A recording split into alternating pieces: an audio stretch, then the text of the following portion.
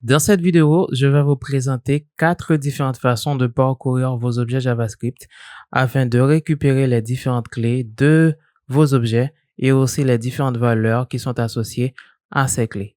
Pour l'exemple de ce tutoriel, on va déclarer un objet qu'on va appeler obj et cet objet va prendre comme valeur la clé A qui aura la valeur 1, la clé B qui aura la valeur 2 et la clé C qui aura la valeur 3.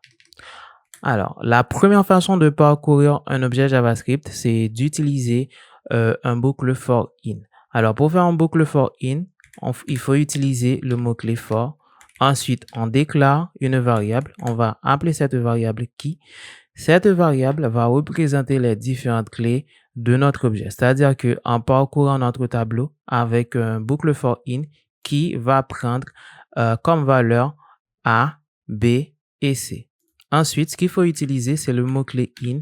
Et enfin, il faut préciser l'objet que l'on veut parcourir. Notre objet ici s'appelle obj. Maintenant, si je fais un console log de la variable key, vous allez voir que ça prend les valeurs A, B et C qui sont les différentes clés de notre objet. Maintenant, puisqu'on a accès aux différentes clés de notre objet, c'est facile de récupérer les valeurs qui sont associées à ces clés. Ce qu'il faut faire, c'est tout simplement appeler notre objet qui s'appelle obj et ensuite, on appelle la clé dont on veut récupérer la valeur. On précise qui puisque qui prend les différentes clés de notre objet. Maintenant, si j'enregistre ce petit bout de code, je vois que la clé A a la valeur 1, la clé B a la valeur 2 et la clé C a la valeur 3. Voilà. Petite précision, en utilisant une boucle for in, on récupère non seulement les clés qui sont associées directement à l'objet, mais aussi on va récupérer les clés qui sont déclarées sur le prototype de cet objet. Par exemple, si je déclare une clé sur le prototype de tous les objets, prototype, je déclare une clé qui s'appelle D. J'ajoute sur le prototype de cet objet une clé qui s'appelle D qui prend la valeur 4. Vous allez voir que en parcourant mon tableau avec la boucle for in, je récupère non seulement les clés et les valeurs qui sont déclarées directement sur l'objet, mais aussi je récupère cette clé qui est D, qui est associée au prototype de l'objet et sa valeur. Si je fais un console log de mon objet, bien avant de parcourir l'objet, vous allez voir que sur mon objet, j'ai les propriétés A, B et C. J'ai les clés A, B et C, mais je ne vois pas de clé D, comme je l'ai fait ici. Par contre, en parcourant le tableau avec le boucle for in, je récupère bien une clé qui s'appelle D et qui a la valeur 4. En affichant notre objet ici, on voit bien que les clés qui sont associées directement sur l'objet sont les clés A, B et C. Mais la clé D, si je vais dans le prototype de mon objet, je vois bien que j'ai cette clé D qui a la valeur 4. Et en parcourant mon objet en utilisant la boucle for in, je récupère donc bien les clés qui sont associées directement à mon objet, mais aussi je récupère la clé qui est associée au prototype de cet objet. Alors, cela peut poser problème dans bien des cas, dans certaines situations. Et pour résoudre ce problème, il faut protéger notre code avec une petite condition. En faisant if, on appelle notre objet qui s'appelle obj et on dit as own property. Et ensuite, je déclare la clé en question.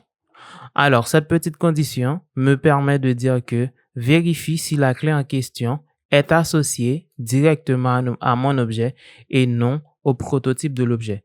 Et si c'est le cas, on peut traiter la clé en question en faisant cela. Maintenant, vous voyez bien que je récupère tout simplement les clés qui sont associées à mon objet, qui sont associées directement sur mon objet, bien que j'ai toujours la clé D qui est associée au prototype de l'objet. Donc, voilà la première façon de parcourir un objet en JavaScript, c'est d'utiliser une boucle for in. La deuxième façon de parcourir, c'est en utilisant object.keys. Alors, ce que fait object.keys? Object.keys récupère toutes les clés de notre objet dans un tableau. Si je fais object.keys, ensuite, je précise l'objet en question. Si je fais un console log de ce petit bout de code, j'affiche le résultat de ce petit bout de code dans ma console, vous voyez bien que j'ai un tableau qui contient les différentes clés de mon objet qui sont les clés A, B et C. Maintenant, en accédant aux différentes clés de notre objet, on peut parcourir ces différentes clés en faisant for each et récupérer les différentes valeurs de ces différentes clés. Alors, ce que je peux faire, c'est faire object.keys, je récupère les différentes clés. Ensuite, je parcours le tableau retourné avec la méthode for each.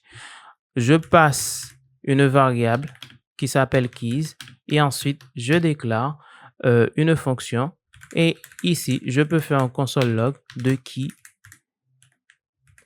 Maintenant, je vois que en faisant cela, que j'ai accès aux différentes clés de notre objet. Puisque j'ai accès aux différentes clés, c'est facile de récupérer les valeurs qui sont associées à ces clés en faisant appel à mon objet et en précisant la clé en question. Maintenant, je vois bien que j'ai toujours le même résultat, la clé A qui a la valeur 1, la clé B qui a la valeur 2 et la clé C qui a la valeur 3.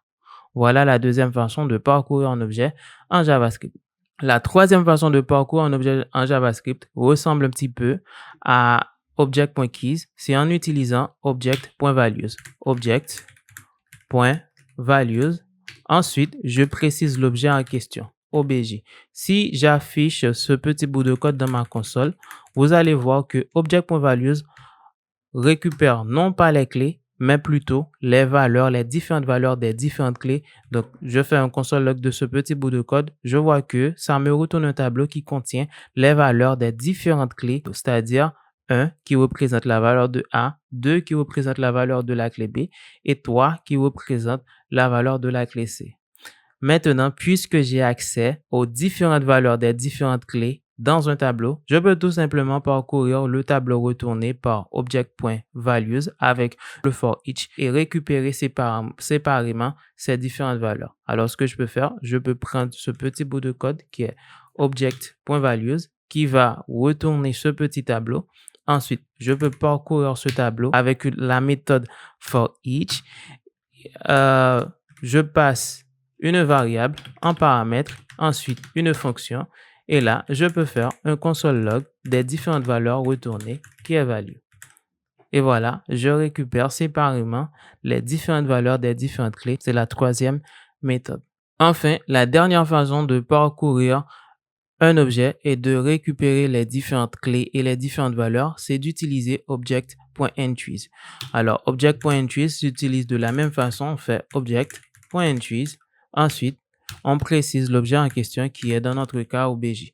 Je peux afficher ce petit bout de code dans ma console pour voir ce qu'on obtient, console log, de ce petit bout de code. Je vois que je récupère un tableau. Ce tableau contient différents tableaux qui représentent les différentes associations clés, valeurs de mon objet. Par exemple, dans mon grand tableau, le premier tableau retourné représente la valeur du premier élément qui est la clé A qui a comme valeur 1. Le deuxième tableau représente la deuxième association qui est la clé B qui a comme valeur 2 et la troisième représente la clé C qui a comme valeur 3. Donc, pour récupérer séparément et traiter séparément chaque clé et valeur, je peux déconstruire ce gros tableau en faisant une boucle for of sur object.entries, en faisant for. Ensuite, je déclare une variable. Dans un tableau, je récupère les clés et les valeurs, value. Ensuite, j'utilise le mot-clé of et ensuite, j'utilise ce petit bout de code object.entries qui va me récupérer ce tableau ici qui contient les clés et valeurs. Et ensuite, à l'intérieur de cette boucle, je peux supprimer ceci. Je peux faire un console log des clés qui est la valeur de key ici, et value, qui est la valeur de value. Alors, ce petit bout de code va déconstruire ce tableau, va récupérer les clés, qui va représenter les clés des différents sous-tableaux, et value va représenter les différentes valeurs des sous-tableaux. Ensuite, dans ma console, je l'affiche, j'ai mes différentes clés et les différentes valeurs qui sont associées à ces clés.